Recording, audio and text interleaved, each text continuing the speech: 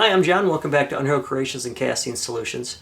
In this short little video, I'm going to share with you just some things that I use on my lathe to make the job a little easier and cleaner and not have to invest a lot of money to do it. So let me show you. Alright, so this first thing I'm going to show you is basically what I use for a dust collection. And it's for dust collecting and when you're doing those CA finishes, that way your vapors are getting pulled in. So as I'm spraying my work with my accelerator, everything's going into the vacuum and not up in my face. And it's real simple. I went to Woodcraft and I picked up this 4-inch basically connector, and it goes to my hose, which is 2.5. So what I've done is I've just taken a piece of scrap wood, this was plywood, and I've notched it out.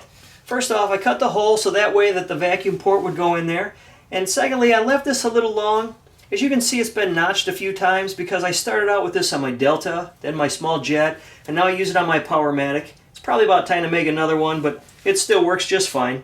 And all you're going to do is basically slide it in between your bed, your ways, and then it rests on top of your banjo, and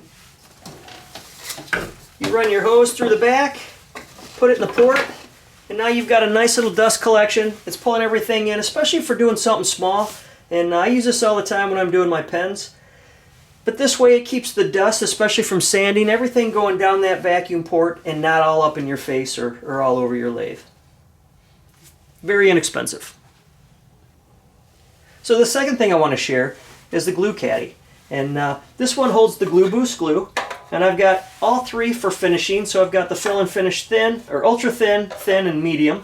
And then the glue dry. Everything is right here in its own little place. But I like the one with the tray on it. I have both, with and without the tray. But I like the tray because it allows me to put some finishing supplies in here, like different bushings. If I'm swapping out between Delrin and metal, maybe some steel wool or a little razor blade. Things that just come in handy, so everything is right here and accessible. And the nice thing is, it's magnetic, so it sticks to the lathe and you're not going to knock anything over. Alright, so this last one, I call it a lathe spindle thread cover.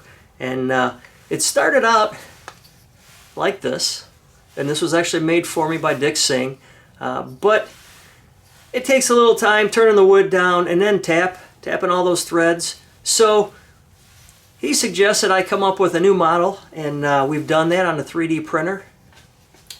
And how this works is very simple. Based on the size of your lathe, whether it's 1 1/4 inch or a 1-inch spindle size,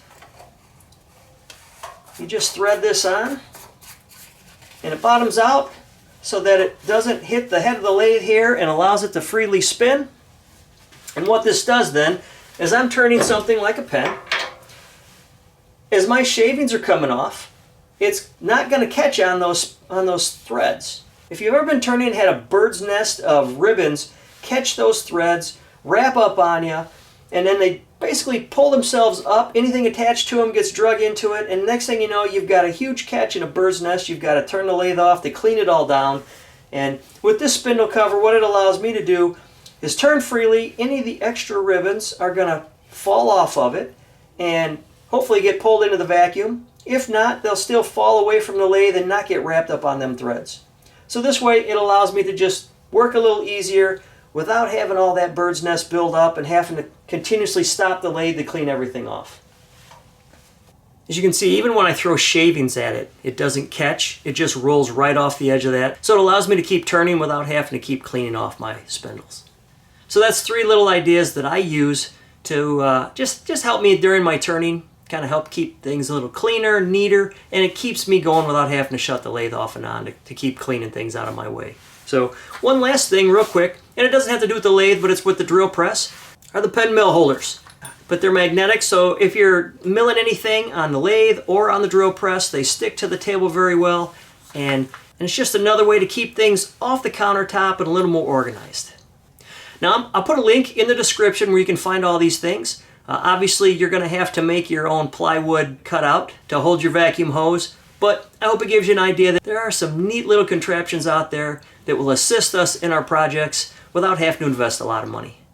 Well, let me get back to finishing this pen, so I hope you guys enjoyed the video. Be sure to check back If you like it, give me a thumbs up, and if you want to see more of my videos, subscribe so you get notifications when they come out, and check out my previous videos for more ideas here at Underhill Creations and Casting Solutions. Thanks for joining.